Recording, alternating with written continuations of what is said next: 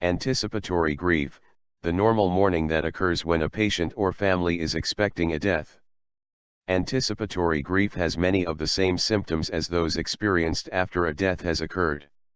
It includes all of the thinking, feeling, cultural, and social reactions to an expected death that are felt by the patient and family. Anticipatory grief includes depression, extreme concern for the dying person, preparing for the death, and adjusting to changes caused by the death. Anticipatory grief gives the family and friends more time to slowly get used to the reality of the loss.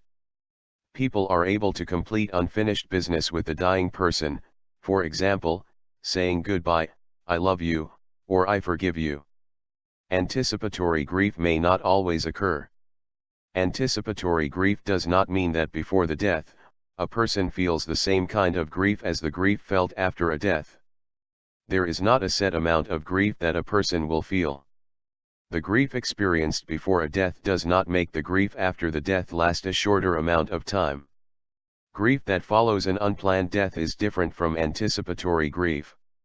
Unplanned loss may overwhelm the coping abilities of a person, making normal functioning impossible. Mourners may not be able to realize the total impact of their loss.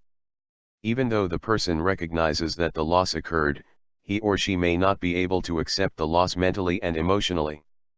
Following an unexpected death, the mourner may feel that the world no longer has order and does not make sense. Some people believe that anticipatory grief is rare. To accept a loved one's death while he or she is still alive may leave the mourner feeling that the dying patient has been abandoned. Expecting the loss often makes the attachment to the dying person stronger. Although